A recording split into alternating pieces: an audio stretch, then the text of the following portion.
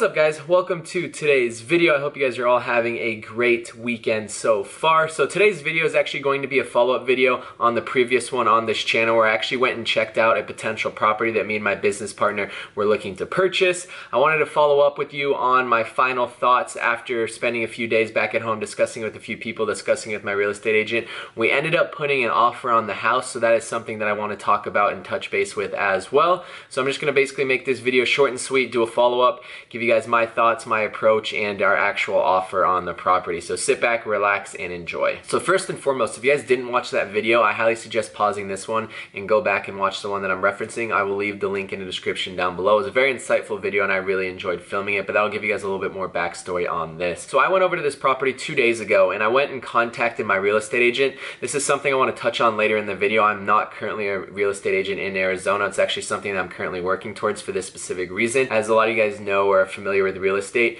a real estate agent gets paid commission on the buy and the sell of a property. It's generally 3%, but it can be negotiated. So just right there, I'm losing out 3%. If we're flipping a property, I'm losing out on 3% when I buy the property, which would have been, if we bought this property, would have been around $400 to $4,500 I would have made right before the project even started. And then a few months down the road, when we go to sell this property, I would make another 3% on the sell of the property, which would have been a little bit more than the buy because obviously the price point's a little bit higher. So who knows, I could have made $5,000 to $5,500 on that, totaling about $10,000 into this deal just from being a real estate agent. So I went and contacted my real estate agent, which was no problem.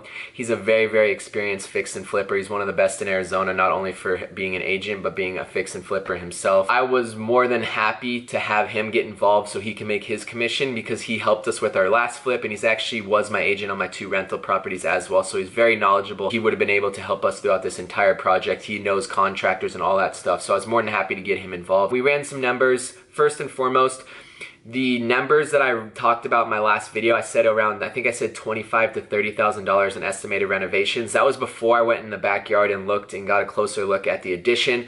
After the addition, after I sent videos to my real estate agent, we both agreed that the renovations would now be around $35,000 to $40,000. I'm gonna run some numbers right now for you guys so you guys can get in my head on my thought process for the whole situation. The first thing that I did was figure out how much I think this property can sell for. I mentioned in my last video, I think on the safer side around $220,000. I think on a good month or a good market going into the summer months, which we would have been doing, probably could sell for $230,000, but with the uncertain times right now in the coronavirus, I played it safe around $220,000. So the first thing I did was enter $220,000 on my calculator, and then I calculated 7% out of that $220,000 for closing costs, real estate commissions. As a seller of a property, you're responsible for paying not only your real estate agent, but the buyer's agent as well, which is generally 5% to 6%. For the sake of this, I said 6%, and then you generally calculate another 1% just for miscellaneous closing costs and stuff like that. $220,000 times 7% is about $15,400, I believe. So right off the bat, we are subtracting that from the total purchase price, which leaves us with about $204,000 take home after all the closing costs of what we would have made. So this house was listed for $170,000. $40,000 in renovations. If we bought this house for $170,000, we would already be at a loss because of the $40,000 renovation cost. So I have $204,000 in my calculator right now. This is our take home. Subtract $40,000 because of the estimated renovation costs. That leaves us with $164,000. So if we bought the property for $164,000, we most likely would have broke even on this if everything was calculated correctly with the renovations. But we also have to take in consideration our time. We want to make a profit on this. Me and my business partner want to make a profit on this. So we had to calculate that. So our initial thought was if we get this house for $150,000, that would have left us with about $7,500 each. Me and my business partner agreed to split everything 50-50, which is fine with me. A month and a half of work for $7,500 and also a learning experience was plenty for me. So that was my thought. We need to buy this house for $150,000. I called up my agent. I gave him the math. We ran numbers by each other and we both agreed on that purchase price as well.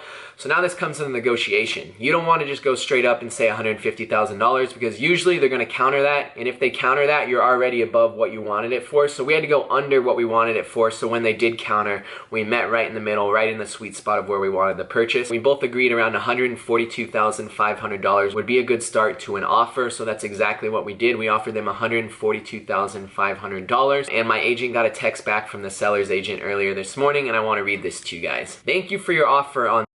The seller has rejected your offer at this time. Please watch for price reductions and resubmit if your buyer can come closer to list price in the future. Should anything change on our end, we will notify you as well. So right there is a sign that we weren't even close to what they wanted.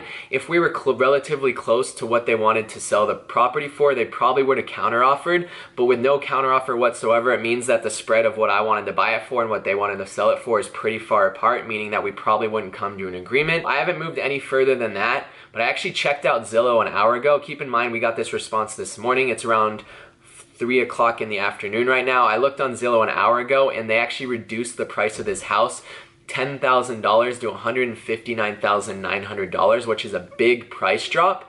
Now that is a lot closer than what we previously were. We're about a $9,000 difference to where I want to be to what they're selling it for now. But that $10,000 drop will attract a lot of investors. They're going to relook at it. They're going to go back. They're going to run their numbers again. And if someone has less of a margin than we want to take, if someone is willing to accept less of a profit than we're willing to take, they'll take the deal. Or if they estimate renovation costs less than $40,000, they see a cushion there, or they may see the house being listed at $240,000. With that $10,000 price drop, I do think it'll get a lot more investors interested, and I do think they might sell the property for more than what I want to take for it, meaning that we probably won't get the property. If anything does happen with this property, if they end up not finding an investor or a buyer at $160,000, which is their price point right now, they might call us back and we may negotiate to right around where we want to be. Like I said earlier in this video, if I was a real estate agent myself, I would be saving 6% on this deal. So it would make sense to buy this property at $160,000 if I were my own agent on this property, because I'd make that 6% back on the sale and the buy of the property. So that's something that you want to keep in mind. That's pretty much it, guys. If I missed anything, you guys can comment down below. I want to thank you guys so much for watching. Who knows, if we end up getting this property, there may be a third or fourth or fifth follow-up video, and there may be a whole series on this channel if we do get the property. It would be super sweet. I think it'd be a really fun renovation. That's it. I'll see you guys in the next video. Thank you so much for watching.